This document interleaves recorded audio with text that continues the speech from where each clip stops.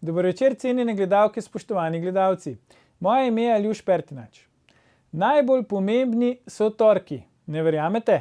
Poslušajmo direktorja NIJZ, kaj je povedal 18. marca. Najprej vprašanje. Gospod Krek, omenili ste, da se v obalno-kraški regiji stvar poslabšuje, da je rdeče obarvana. Kako je torej mogoče, da je z včerajšnjim dnem ta regija postala oranžna? In sedaj še odgovor dr. Kreka. Glede na podatke prejšnjega dne je bila včeraj oranžna in vlada sprejema sklepe glede na podatke iz torka. Podatki od torka, ki jih v sredo dobimo ven iz računalnika, so ključni za odločanje vlade. Vmes v tednu se lahko regije spreminjajo iz rdeče v rumeno, ampak tisto se ne upošteva, ker se potem počaka naslednji torek. Torek je tisti, ki je najbolj odločujoč dan, pa tudi sicer so v torek stvari po nekih zakonitostih, ki jih zdaj že poznamo, najbolj zaostrijo in je to merilo najboljše. Konec citata. Vprašanje, ki se zdaj postavi samo po sebi, pa seveda je, zakaj se torej lockdown začenja v četrtek. Vi pa gledate 99. oddajo 4. sezone Faktor na TV3. Resnica boli, komentarji še bolj in smrt sovražnemu govoru, svoboda narodov.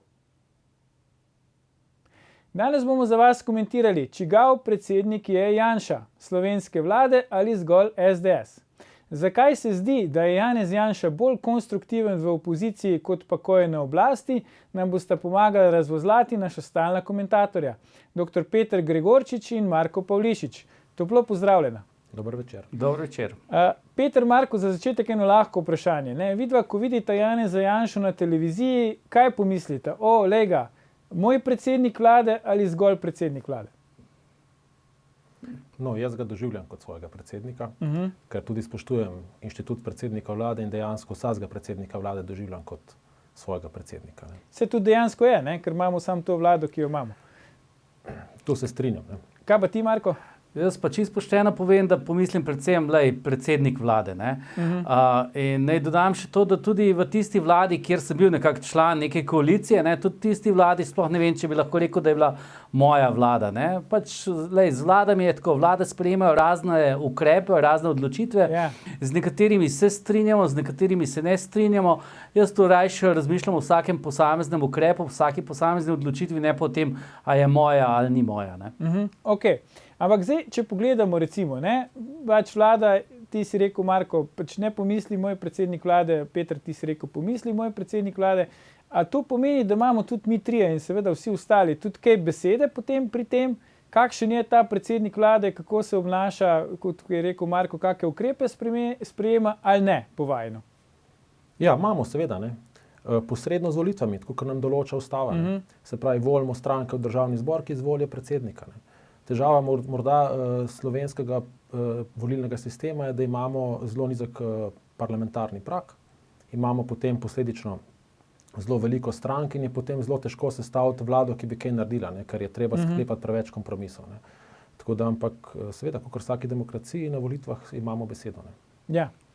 Točno tako, kot je Peter rekel, ne, volilci imamo na volitvah glas, takrat lahko to izkoristimo priložnost, če želimo, prav bi bilo, da izkoristimo, prav bi bilo, da dobro razmislimo, kaj takrat izberemo, ne. Potem se pa nekako spodobi, da imamo volilci 4 leta mir in da politiki upravljajo svoje delo, da ga upravljajo čim boljše, ne, in potem pač na naslednjih volitvah pa ocenimo njihovo delo, če smo zadovoljni, bomo jih še enkrat izvolili, če nismo zadovoljni, bomo pač izbrali nekoga drugega. Ne? Zanimivo, Marko, pa se tebi zdi, da imamo 4 leta mir? Lepo bi bilo, če bi ga imeli. Ne? Mislim pa, da veliko ljudi v tej državi zelo veliko dela v tej smeri, da 4 leta miru ne bi imeli. Ne? Vsekakor ga pa rabi tako gospodarstvo kot ljudje, ne? Ker če bo neko hodimo na volitve vsaki 2 leti, ne, to enostavno nikamor ne pelje. Ne? Ja, a se vama zdi, da bi tudi mi potem morali dati predsedniku vlade, se pravi v tem konkretnem primeru Janezu Janši, mir 4 leta? Mi kot volivci recimo, a bi pač morali zdaj reči, zdaj je Janša predsednik vlade, pustimo ga, da dokonča mandat, pa bomo videli potem na volitvah, bomo pa povedali, smo zadovoljni ali nismo zadovoljni. Saj se mi zdi, da volilci kar dajemo mir, ne? Da so mediji tukaj tisti, ki v bistvu ne delajo, ampak da smo si najjasni. Mediji tudi imajo svojo vlogo in to je, da nadzirajo, kaj se dogaja, da o tem korektno poročajo, ne, in s tem ni popolnoma nič narobe. Če si zdaj pogledamo, ne, se pravi Janez Janša na zadnjih volitvah leta 2018 je bil izvoljen za poslanca v volilnem okraju Grosuplje, ne, dobo je zavidljivo in število glasov in tudi odstotek. Prva stranka na volitvah je bila pač SDS, ki je dobila skoraj 25% oziroma 25 poslancev v tem sklicu državnega zbora. Ne. Vemo, naslednja stranka je bila LMŠ Marjana Šarca z 12,6 odstotki. Ne. Zdaj, a te številke, ko jih gledamo zdaj na ekranu Janeza Janše, ne, zmagal v svojem volilnem okraju, zmagala stranka, a to pomeni, da je nekako to zaupanje, ki ga dobi on pa SDS na volitvah dovolj, da potem lahko recimo pač vodi vlado, ali bi se morali po vajenem mnenju še vseeno med volitvami prizadevati, da bi to zaupanje razširil, oziroma na kak način se vam zdi, da on upravičuje to zaupanje, ki ga je dobil na volitvah. Se pravi, da se vrnemo na to osnovno vprašanje, ki ga imamo danes v naslovu. Ne? A se vam zdi, da Janez Janša, ko je predsednik vlade, predvsem predsednik SDS ali je predvsem predsednik vlade? Če smem najprej na prvo vprašanje odgovoriti. Ne. Povej. V resnici predsednika vlade ne volimo na volitvah. Ne. Se pravi, predsednika vlade se voli v državnem zboru in očitno je dovolj, ker drugače ne bi bil predsednik vlade. To je pač zelo tako vprašanje. Glede pa tega vprašanja, čigav je predsednik. Ne. On je v resnici oboje. Ne. Je predsednik SDS in je predsednik vlade. Ne. Zdaj, če pa gledamo po njegovih dejanjih, bi pa jaz rekel sledeče. Jaz mislim, da naš predsednik vlade definitivno izbira prave cilje. Ne. Jaz tukaj ne vidim nobene težave. Ne. In z tega stališča ga tudi doživljam kot nekoga, ki preko teh ciljev, ne, dejansko dela v korist te države. Jaz ga tako doživljam, mogoče kdo drugi drugače. Ima pa on eno težavo in težavo ima on mogoče zdaj bom rekel to obrambno frazo v komunikaciji. Ne. Ampak ne gre za komunikacijo, gre za pristop. Ne. Politik, če želi svoje ideje uresničevati, mora ljudi in nasprotne stranke prepričati v svoj prav. In ko govorimo o prepričevanju, imamo tri pristope možne v generalnem. Ne. Prvi pristop je pristop s prisilo. Ne. To pomeni, če nečesa ne boš naredil, se ti bo zgodilo to. Ne. Janši včasih ta pristop uide v njegovih nastopih. Naprimer, ne, nekdo, ki ni bil pri predsedniku vlade, ne, bo kriv za razrast epidemije. S tem ni nič narobe, to je resnica. Vendar težava je v tem, da tak pristop v nasprotniku, ne, zbudi kontraučinek, ker ga postavi v podrejen položaj in namesto, da bi z njim sodeloval, se bo uprl. Ne. Potem je drugi pristop, je racionalni pristop. Ta pristop temelji na predpostavki, da če bo imel moj sogovornik enake argumente, kot jih imam sam, bo gotovo mislil enako, kot mislim sam, ne? Kar ni res, ker smo ljudje različnih nazorov. Ne? In jaz mislim, da predsednik vlade se predvsem poslužuje teh dveh pristopov, ki sta zgolj delno učinkovita. Ne? Tretji pristop, ki ga pa recimo v našem političnem prostoru uporablja predsednik države, to je Pahor, je pa in ta edini, ki se izkazuje učinkovitega, je pa grajenje odnosa. Ne? Se pravi, grajenje odnosa pomeni, da se pravi, prva dva pristopa temeljita na tem, da iščem, kje sva si mi dva različna. Ne? Se pravi, tukaj ne delaš prav, tukaj si mi različen, zato te bo doletela kazen. Racionalni pristop, moram pogledati, kjer argument tebi manjka, jaz ti ga bom posredoval in ti boš mislil enako kot jaz. Ne? To očitno ne deluje. Ne? Medtem, ker ta pa išče, kje sva si podobna. Ne deva mi da pogledati, kje imamo skupno točko in na njej bova gradila odnos, ne? Ker potem bo nek človek za mene nekaj naredil, tudi če se z mano ne strinja, zato ker me ceni. V naši bližnji politiki naprimer bil primer interpelacije ministra za delo, ne? Ko je Židan rekel, da ne bo podpisal interpelacije zato, ker ga ceni. Ne? In jaz mislim, da to nam manjka v politiki. Ne? Marko, kaj ti praviš na vse skupaj? Ja, to je definitivno res, ne? Je pa iz vidika verjetno gospoda Janše zelo težko pričakovati to vrsten odnos, glede na vso zgodovino, kar se mu je zgodilo, ne, v preteklosti. Tudi ne smemo pozabiti, da ne nazadnje je bil on obsojen, je bil v zaporu, kar je potem ustavno sodišče v celoti razveljavilo in pač povedalo, da pač je bilo to nepošteno in da to ni bilo prav. Ne. Tako da po tem takem je težko, rekel, sodelovati morda. Ne. In tudi, bom rekel, njegovi partnerji, ki morebitni partnerji v temu tega dela čist nič ne olajšajo. Ne nazadnje, na vsako njegovo potezo skačejo z vsemi možnimi argumenti proti. Če reče on eno, reče oni kontra in obratno. Ne? Tako da tukaj je zelo težko, bo rekel, za odnos sta potrebna oba. Mislim, da tako na njegovi strani ni narejeno vse tako, kot bi moralo biti, vendar tudi na drugi strani daleč od tega, da je bilo idealno. Ne? Jaz se z Markotom strinjam, pri čemer je dodal še eno stvar. Tukaj iz komentatorskega stolčka je zelo enostavno to komentirati. Ne? Ko si pa v igri, pač igraš igro brez usmiljenja. Ne? Ampak vendar, kljub temu, ko sem razmišljal o teh stvareh, sem rekel, a se tudi pogovarjati, se pa o tem vseeno moramo začeti. Ker očitno smo v eni situaciji, ki se je zaciklala, kjer se pač strela iz dveh polov in zdaj ali si z nami ali si proti nam in se mi zdi škoda za Slovenijo. No? Tudi škoda mi je zato, ker, kot sem rekel, mislim, da Janša izbira prave cilje, ampak če tle ne bomo naredili vsi skupaj enega koraka naprej, potem ti cilji ne bodo uresničeni. In tu je škoda za vse nas, to je pač moj pogled. No? Ne, sej tukaj moramo čestitati gospodu Pahorju, ki je se odločil za to potezo, da bi združil slovensko politiko na teh posvetih proti koroni na Brdu.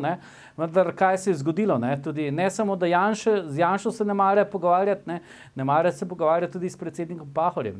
Tako da to je res, v tej situaciji bo ni noben v zavidljivem položaju. Ja, čigavo zaupanje potem po vajinem mnenju more Janša upravičiti? Ne glede na to, da si rekel, Peter, da itak predsednika vlade ne volimo neposredno, se posredno izvoli v državnem zboru.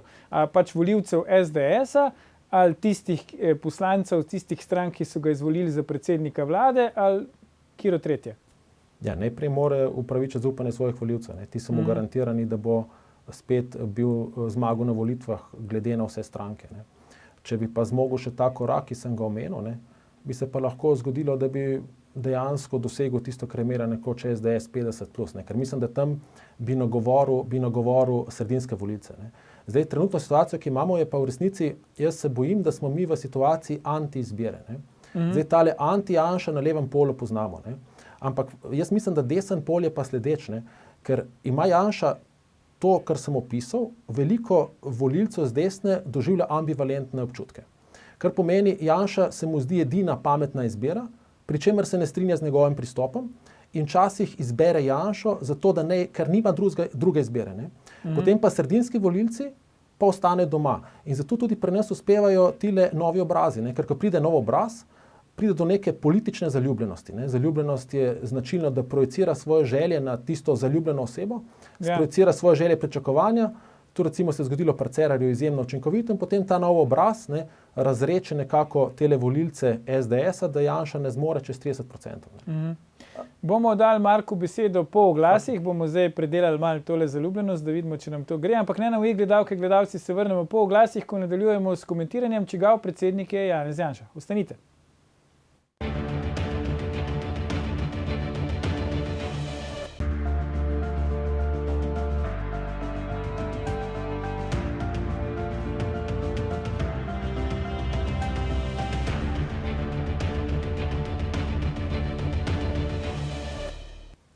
Ponovno pozdravljeni, z nami ste še vedno Peter Gregorčič in Marko Pavlišič, pogovarjamo pa se o tem, čigav predsednik je Janez Janša, SDS ali slovenske vlade.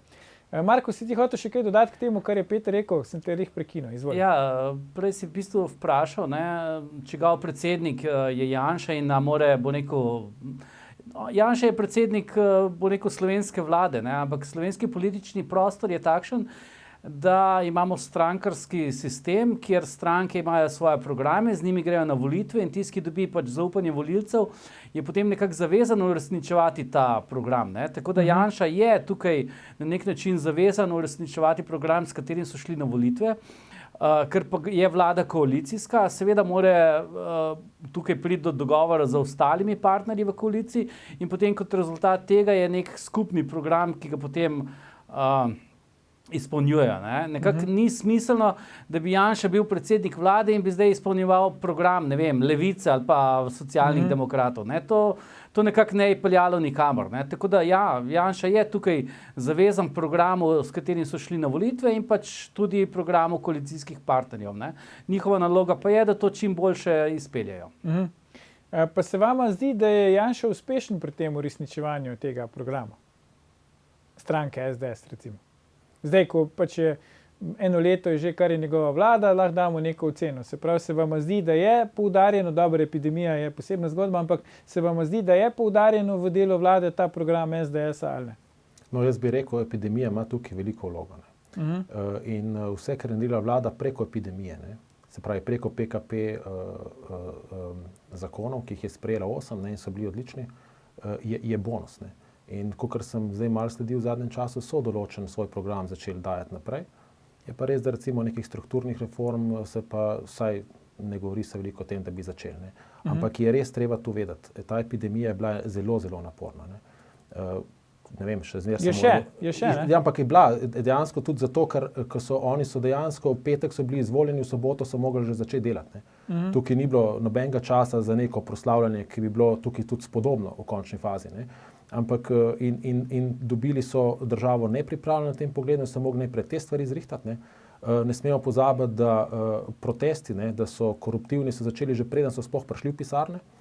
Tu sigurno pobere veliko politične moči, ker se moraš braniti, ne, in potem ti ostane pač vsi, ne, tako predsednik vlade kot mi imamo na dan samo 24 ur.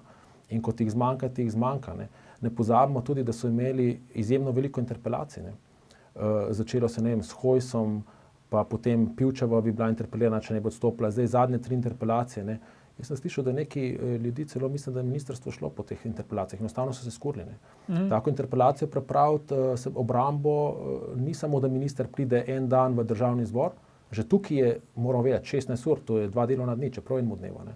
Ampak tukaj je v ozadju cel kup ljudi, ki mora ministru pripraviti te zadeve. Ne. Tako da takrat težko ti zakone vlagaš. No. Tako da z tega stališča jaz mislim, da ta vlada nadučinkovita glede v primerjavi z našimi prejšnjimi vladami. Taka je moja ocena.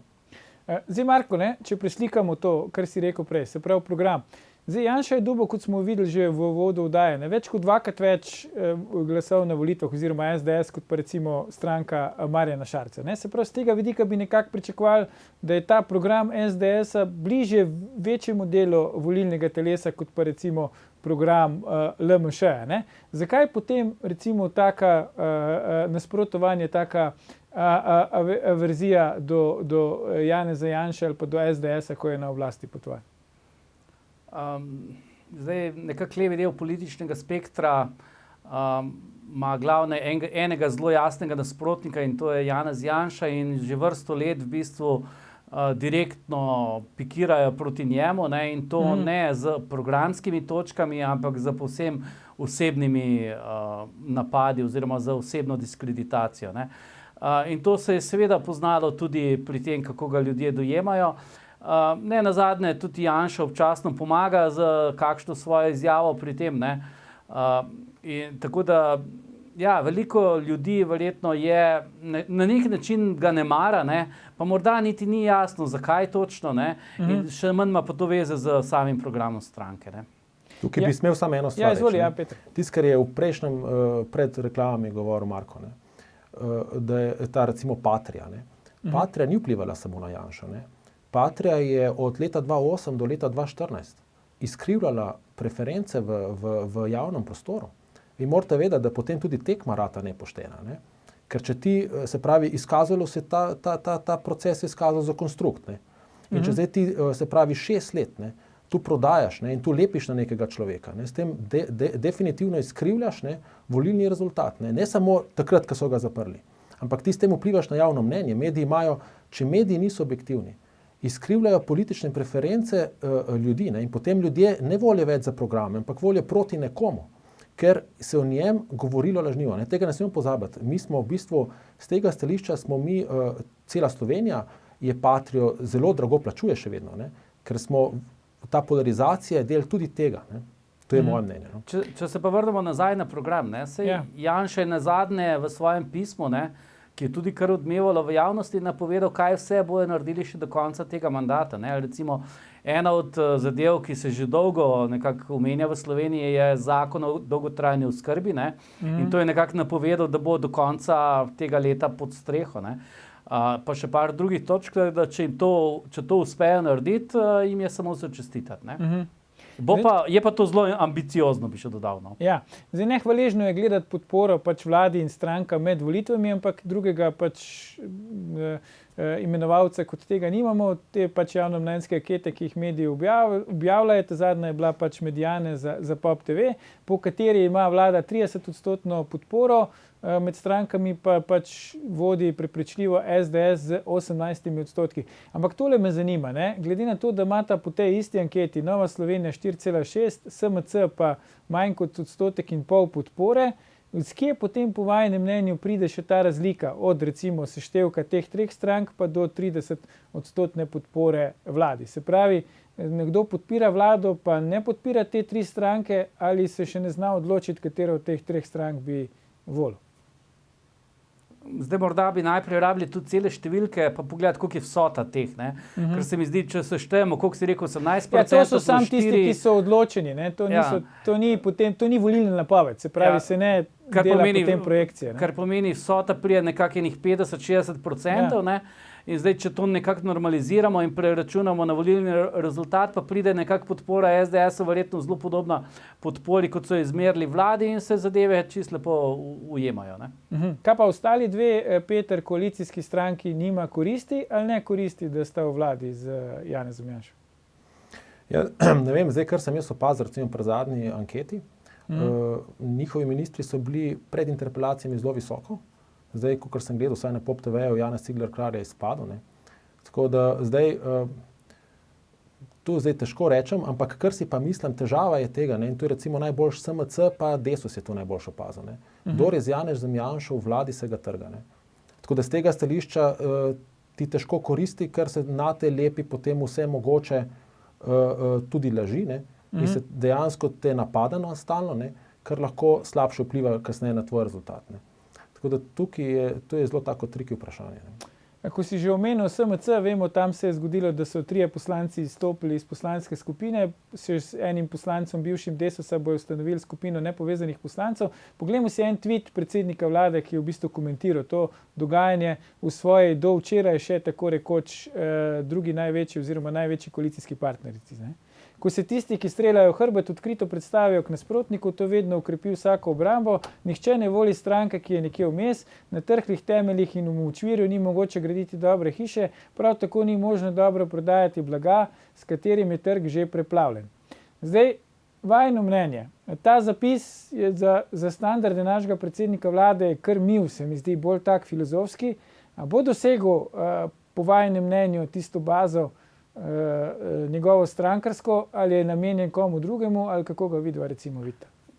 Z drugimi besedami je Janša zapisal to, kar pravi star pregovor, ne, da ljudje ljubijo izdajo in sovražijo izdajalce. Prezirajo izdajalce, ja. Tako da je v bistvu povedal neko splošno resnico tukaj. Peter?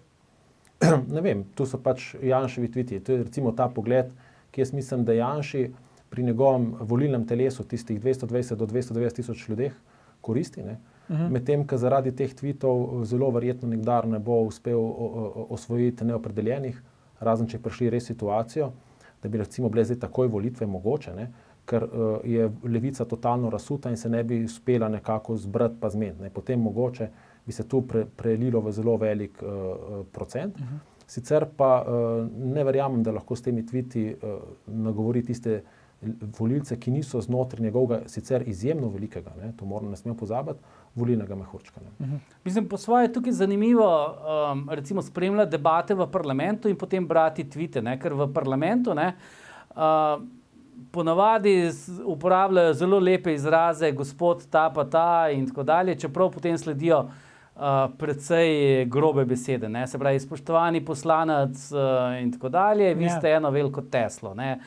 Če povem s svojimi besedami. To zelo ni bilo grobo, ampak ok. Marko, ja, ampak hočem reči, začnejo zelo spoštovani ta in ta, potem pa recimo gre kontra. Ne?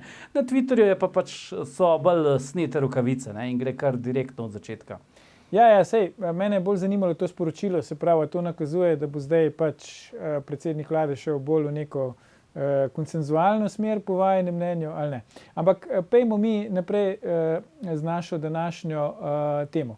Se pravi, Janez Janša, si rekel Peter, ne bo šel čez to neko mejo 290 tisoč glasov. A nismo mi preveč zahtevni ali pa preveč kritični mogoče do njega? Kaj pa še lahko naredi? Sej praktično od leta 2000 je na vsakih volitvah prva ali pa druga stranka na volitvah. To je zdaj več kot 20 let že. Kaj še bi lahko Janša naredil, da bi ta rezultat še izboljšal? Bi mogel zmagati vsake volitve? A bi moral zmagati volitve z neko absolutno večino? Mene recimo, če gledam tako z enega stališča državljana, kar obžalujem ali pa kar se mi zdi škoda, je samo to, da on ne zmore svojih stvari, recimo, jaz se spomnim njegovega prvega mandata. On je takrat hotel postaviti neko reformo davčno, to je najbolj ostalo v spominu in čez to ni mogel iti. In tu se mi zdi škoda. Se pravi, vedno, ko pride na oblast, se mi zdi škoda, se mora stalno ukvarjati z nekim odporom. Pričemer, tukaj prej Marko rekel, tukaj sta obe strani krivi, ampak se pravi, dva morata biti za prepir vedno. Vendar je vseeno res to, da v prepiru, vsaj sam to gledam, tisti, ki je močnejši, tisti ponovadi išče most. Saj Janša ga tukaj dejansko išče. Se pravi, če gledate naprimer njegova vabila na pogovore, on daje to rokavico in tukaj je zelo državniški. Ampak po drugi strani morate pa vedeti, če ti najprej nekoga povabiš na sodelovanje, tukaj se treba znati uživljati tudi v drugo stran, tudi v levico, tudi če se nam zdijo, da so prazni. Potem pa na Twittu rečeš, da so bedaki. To je v resnici, to je neke vrste, to je prezir. In če te nekdo prezira, in to celo v javnosti, se pravi priča tretje osebe, se odzova z užaljenostjo. Namen užaljenosti pa prekiniti odnos. In tu se je njemu zgodilo. In zato jaz pravim, da obžalujem njegove tvite, čeprav to je sicer malenkost, vendar to je ta malenkost, ki po mojem je ključna, da ne zmore vsaj pri kakšni stranki narediti koraka naprej. Mogoče se pa motim, ampak tak pogled pač imam. Marko, kako ti komentiraš to, da recimo tudi koalicijske partnere, zdaj sta še dva preostala, SMC pa Nova Slovenija, vedno znova poudarjajo, da jim Janša otežuje sodelovanje v koaliciji, da jim ne lajša tega koalicijskega življenja? Jaz čisto verjamem, da jim Janša tega ravno ne lajša, ampak oni se morajo tudi zavedati svoje moči, in ne nazadnje lahko tudi ali pa nemoči, ali pa nemoči, in imajo tudi oni popolnoma vso možnost potegniti rdečo črto in reči, kolikor se gre pod to rdečo črto, smo dio, to možnost imajo. Zdaj, če Janša ni prizanesljiv do njih, tudi oni ne rabi biti do njega. Ne nazadnje, vse gre za odrasle osebe, naj se zmenijo in naj potem grejo skupaj naprej. Jamranje, da jim to otežuje, pa to ne vodi nikamor. Enostavno se vsede skupaj, potegneš rdečo črto, rečeš, če se bo to zgodilo, če te to res moti, potem je pač konc. Zdaj, če pa po drugi strani ti bi, pa ne bi, da ti to ne bi, ampak jaz pa vseeno ne bi tega zgubil, pa tako dalje, potem pa lahko seveda dela z njimi, kar hoče. Zdaj, Janša ima proti sebi večino medijev, te centre moči tranzicijske levice, pač celotno opozicijo, tako ali tako. Ampak po drugi strani pa recimo, ko Janez Janša reče, da ti, ki so proti njemu ali pa konkretno opozicija, sovražijo Slovenijo. Peter, se ti lahko poistovetiš s tem, da recimo opozicija Janši sovraži Slovenijo, ali se ti zdi, da gre Janša tu predaleč, ko je tazga ugotovi? Jaz predvsem tako, ko gledam že od začetka epidemije, ni je predvsem vseeno za Slovenijo. Se pravi, njim je važno, da bi Janšo vrgli z oblasti. Ni važna cena. Se pravi, če bomo pač ne bomo nosili mask, zato da bo Janši šlo slabše, pač ne bomo nosili mask. Pa se ti res zdi, da se nekdo tako odloči? To misliš kot politik, stranke politične, da se tako odločajo, ali ljudje, posamezniki? Ne, politične stranke. Kako se oni odločijo, jaz ne vem, ampak tako ti zdajajo. Saj ga tako doživljam.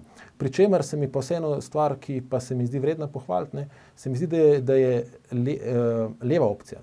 Sčasoma vseeno ugotovila, da jim vsaj ta nasprotovanje, tako kot so začeli epidemiji, ne koristi več in so vsaj tukaj zdaj stisnjenimi zobmi to zadevo podpirajo. To pozdravljam. So pa zdaj seveda preselili zadevo na evropski parket, kjer jaz mislim, da dejansko, se pravi, informacije, ki so prišle v Evropo, so iz Slovenije, ker so prvič izkrivljene in so tipično slovensko izkrivljene. Tako saj jaz kot nek državljan opazujem stvari in jih presojam z domačega fotelja, se mi zdi, da to, kar je Evropa nam zdaj očita, ni čisto prava slika, tako kot je res doma. Marko, veš, kaj me zanima? Zdaj, Janez Janša je predsednik SDS že od leta 1993, se pravi, kmalu bo tega že 30 let. Se ti zdi, da je Janša že počasi utrujen, poleg tega seveda je tudi nosilec te desne, da rečemo tako, politične opcije ves časa, ne, se pravi, ni sam predsednik SDS-a. Se ti zdi, da je že on počasi utrujen ali ima še toliko energije, da lahko to pele še naprej? Meni občasno deluje, da je malenko zmatran, kar za predsednika vlade ni popolnoma nič nenavadnega. Po svoje bi bilo, rekel, čudno, če predsednik vlade v teh kriznih časih, kot jih imamo, bi bil prespan in spočit. Tako da iz tega vidika se mi to zdi čist normalno. Je pa to vprašanje, ali je bo neko že preveč časa tam, ali ni, je to vprašanje SDS-a, jaz se v to res ne bi tukaj spuščal, oni bojo že sami za sebe najboljše odločili. Prej, ko si pa omenil, da je celotna bo neko tranzicijska, ne vem, ker izraz si že uporabil, proti Janši. Centri moči, tranzicijske levice. Bi jaz tukaj dodal še to, da te centri moči bi bili zelo verjetno proti vsakemu sposobnemu predsedniku vlade, ker kar si oni želijo, si želijo impotentno politiko, ker bo rekel, če je impotentna politika, potem oni lahko vladajo v ozadju. Če imaš ti bo rekel, na vrhu nekoga, ki je sposoben, ki pa zna delovati, potem oni izgubijo to moč in to moč si oni definitivno ne želijo izgubiti. Morda še na vprašanje, ali opozicija sovraži Slovenijo. Kolikor sem jaz imel stika z ljudmi v politiki, bi rekel, da v glavnem vsi mislijo in želijo dobro.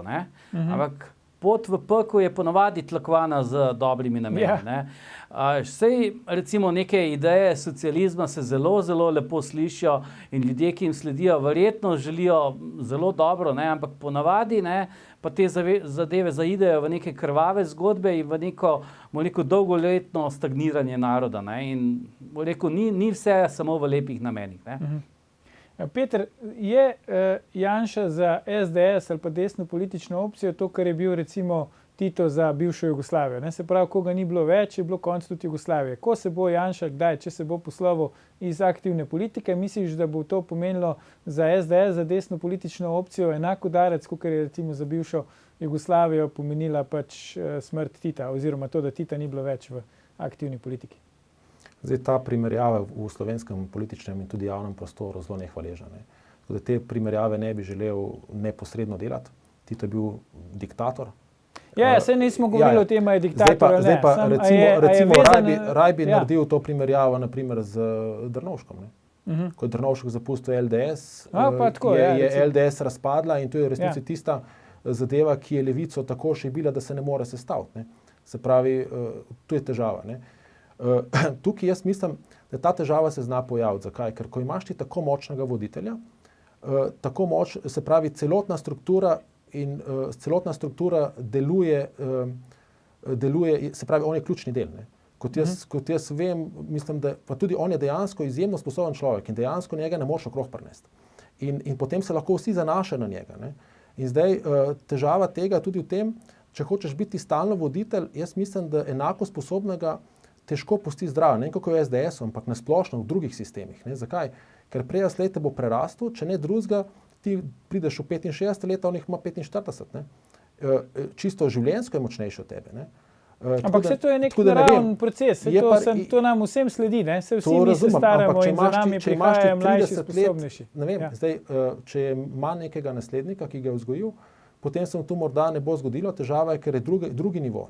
Je običajno več ljudi, ki so enakovredni in ti ljudje se bodo vedno na koncu se stepejo za mesto. Če ni en izrazito alfa, potem je možen, da to razpade. Ne vem, tako razmišljam. Kaj se pa zgodilo, je pa nekaj vprašanje. Pa sej v resnici, večina slovenskih strank ima ta popolnoma enak problem. Morda izjemo SD-ja.